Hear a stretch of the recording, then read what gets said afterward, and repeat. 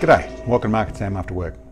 Today I want to do a video, one I hope to make us all a little wiser with, but listen, for helping with information, and I suppose let me get on to what I'm actually talking about. We recently did a video, well, over the last few months we'll be doing a few videos about gun bans.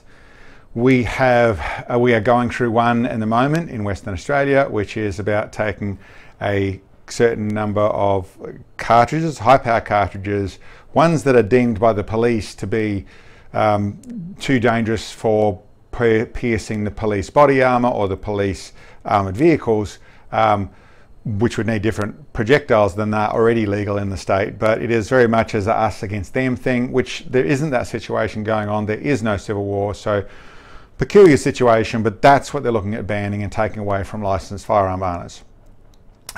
It's under the brackets of a buyback, but it's actually a confiscation and a banning of that cartridge or that chambering in Western Australia. And I've done some videos about that, and there's all the bits and pieces that go with it, as to whether that's a worldwide thing, or as to whether it's a personal thing, or it's a political agenda, or the advertising campaign, or for political positions. There's all sorts of things that go into it.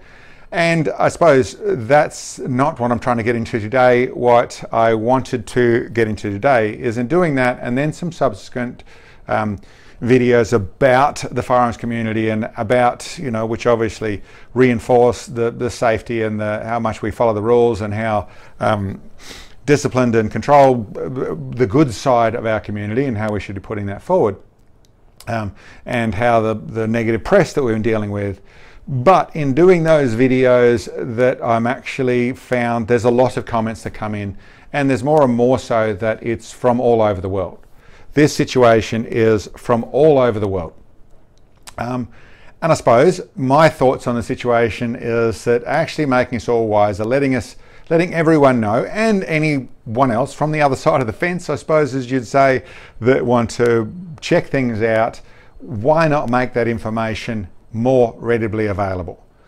One of the biggest tactics that's used in any form of trying to convince the masses to do things, in a town thing, in a state thing, in a country thing, or in a worldwide thing, two main features that are used in that situation. One is the now termed, I suppose, misinformation, but it's more just lack of information. Keep people in the dark, only let them know the bits of information you want to create the narrative or the perspective, to end up where there's a general feeling that lets everyone move in something largely out of ignorance rather than out of being informed.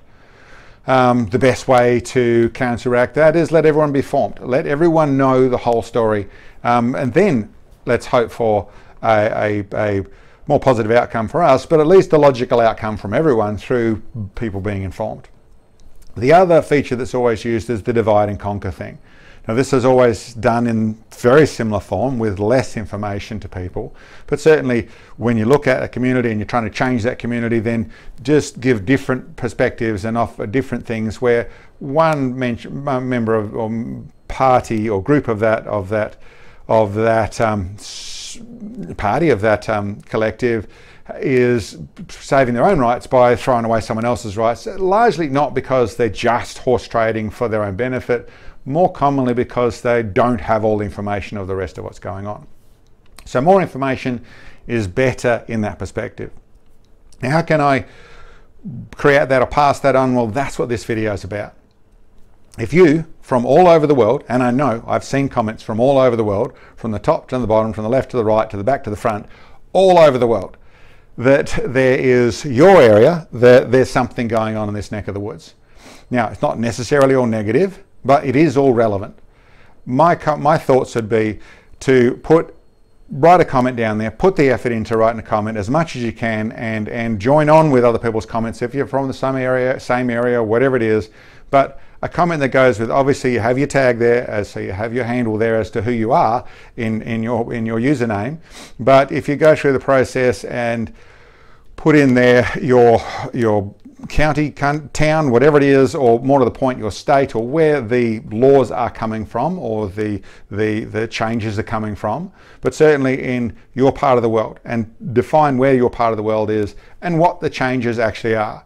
And I suppose I would come to that level is it's not what you think they're up to, which I don't think is constructive is the likes of, well, this is from the WEF, or this is the whatever it is, all the different things of our thoughts on things. Not particularly saying that you're wrong, and not particularly saying that you're right, not trying to influence how you think about the process. But I think in being constructive in this situation is to keep away from why you think it's happening, and to keep away from what you plan to do, but to go with what is happening. So then we can go through, everyone can go through and read that. That's left side of the fence, right side of the fence, good side of the fence, bad side of the fence, however you want to put that in the way of looking at it. But really it's for everyone to be able to read it. Your worst enemy can read it and it's factual. Your best friend can read it and it's factual. Go through that process of sharing. Now, whether I turn this into a different video where I try and nutshell that, I think this is probably the video to share and to link to and that sort of stuff.